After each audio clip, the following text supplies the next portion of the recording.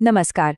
आज के इस विश्लेषण में एक ऐसी प्राचीन कथा पर चर्चा होगी जो बाहर से शायद एक आम पौराणिक कहानी लगे, लेकिन सच मानिए ये अपने भीतर मानव चेतना का एक पूरा ब्लूप्रिंट छुपाए हुए है। जी हाँ, ये भगवान गणेश जी के जन्म की कथा है।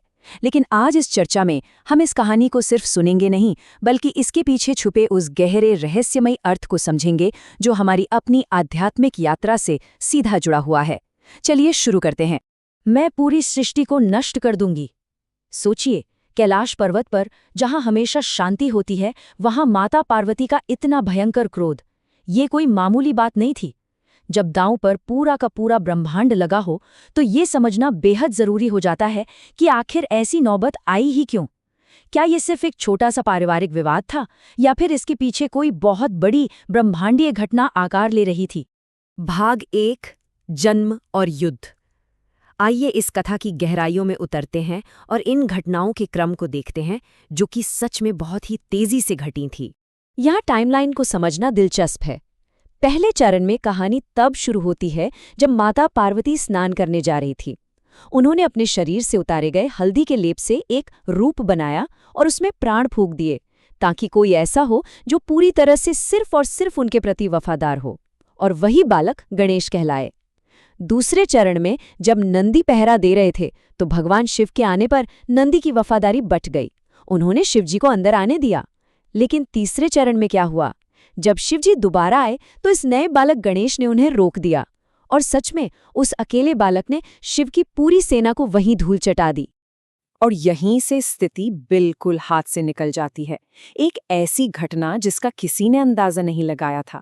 भगवान शिव, जिन्हें हम सबसे शांत मानते हैं, वो इस बालक की अद्भुत शक्ति देखकर दंग रह गए। ये आम बालक तो था नहीं, स्वयं देवी का अंश था। इसलिए मजबूरन शिव जी को एक बेहद कड़ा कदम उठाना पड़ा। अपने दिव्य क्रोध में आकर उन्होंने उस बालक से युद्ध किया और एक ही वार में उसके सिर को धड़ से अलग कर दिया।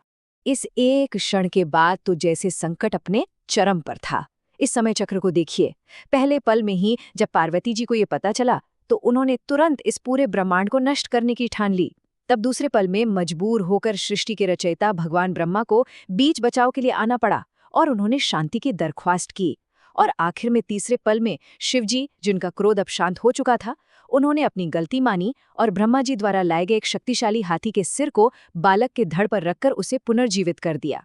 उसे पुनर्जीवित किया जाए और अन्य सभी देवताओं से पहले हमेशा उसकी पूजा की जाए। शांति स्थापित करने के लिए माता पार्वती की ये बिल्कुल स्पष्ट शर्तें थीं, और भगवान शिव ने इसे खुशी खुशी स्वीकार किया, और इस तरह गणेश जी को सभी देवताओं में सबसे प्रथम पूज्य होने का दर्जा मिल गया। अब बढ़ते हैं अगले भाग की तरफ, रहस्यमयी अर्थ का अनावरण। अभी तक जो कथा देखी वो तो सिर्फ एक आवरण था। असली खजाना तो इसकी गहराई में है।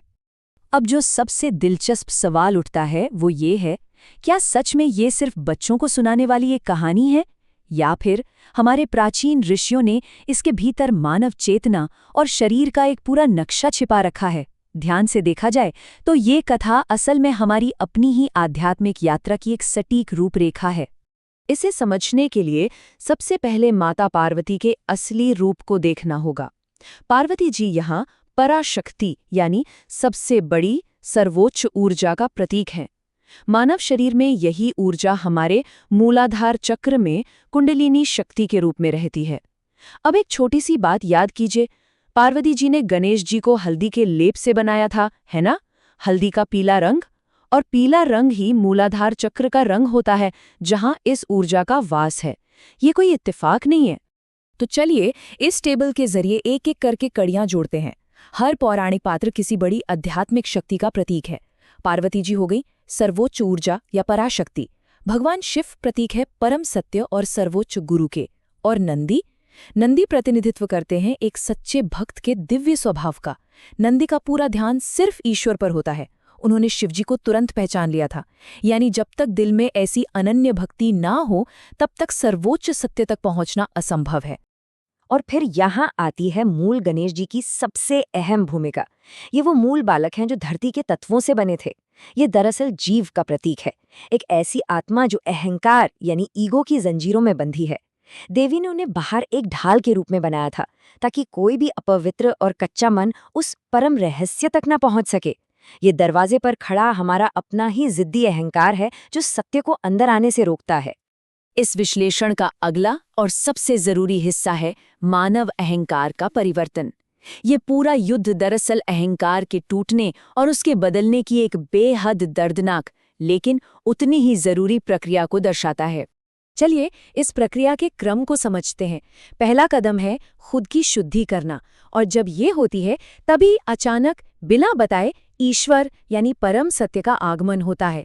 बिल्कुल वैसे ही जैसे शिवजी अचानक वहां आ गए थे। लेकिन होता क्या है, हमारा सीमित अहंकार उन्हें पहचान नहीं पाता और उल्टा उन्हीं से लड़ने लगता है। बस यहीं पर उस अहंकार को काटने की जरूरत पड़ती है, जिसके बाद जाकर एक नया और बड़ा सार्वभौमिक दृष्टिकोण प्राप्त होता है। गुरु के रूप में हमारे अहंकार का सिर काटना ईश्वर का कर्तव्य है। इस बात की गहराई को समझिए। यही वजह थी कि शिवजी की आम सेना उस बालक को नहीं हरा सकी। अहंकार कोई ऐसी वैसी चीज नहीं है जिसे छोटी मोटी कोशिशों से हराया जा सके। इसके लिए खुद ईश्वर को एक कड़े गुरु के रूप में आकर कठोर कदम उठाना पड़ता है। अहंकार का सिर काटे बिना सत्य का दर्शन बिल्कुल असंभव है। लेकिन जब ये अहंकार नष्ट होता है तो होता क्या है? याद है पार्वती जी ने सृष्टि को मिटाने की धमकी क्यों दी थी?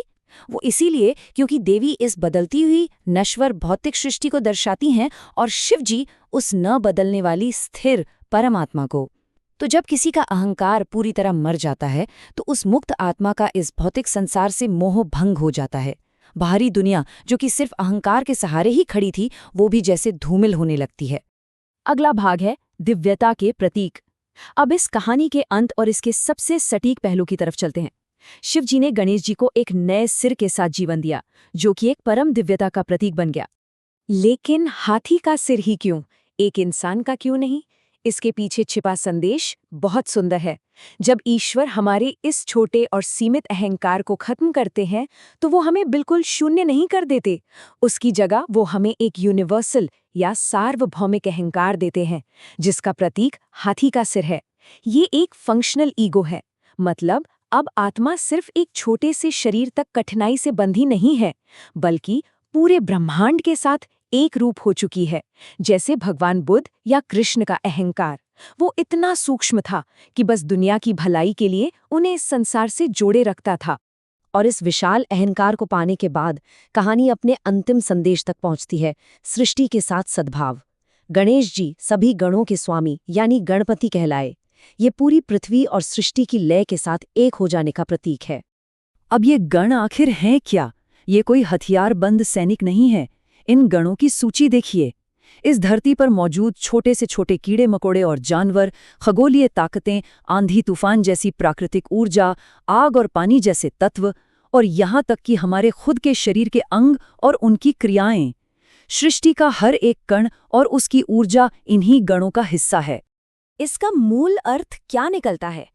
यदि गणों के स्वामी का सम्मान नहीं किया जाता है तो हर कार्य अनाधिकृत चोरी के समान है। इसका मतलब अगर हम प्रकृति के इन ताकतों के स्वामी श्री गणेश जी के आगे नहीं झुकते तो हमारा हर काम बस प्रकृति का शोषण बनकर रह जाता है। लेकिन जब हम उनका आदर करते हैं तो पूरी सृष्टि अपना आशीर्वाद हम पर बरसाती है और जीवन के सभी रास्ते खुद ब खुद बिना किसी बाधा के खुलने लगते हैं। तो इस पूरे रहस्य को जानने के बाद आज एक बहुत ही गहरा सवाल खुद से पूछने वाला है। क्या आज भी जीवन के फैसले उसी छोटे दरवाजे पर रोकने वाले सीमित अहंकार से लिए जा रहे हैं, या फिर उस विशाल सार्वभौमिक स्वरूप को जगाने की तैयारी हो चुकी है, जो पूरी सृष्टि के साथ एक तालमेल में चलता है? इस चर्चा में हमारे साथ जुड़ने के लिए बहुत बहुत धन्यवाद। उम्मीद है इस विश्लेषण ने कथाओं के पीछे छुपे चेतना के इस अद्भुत नक्शे को और भी स्पष्ट कर दिया होगा।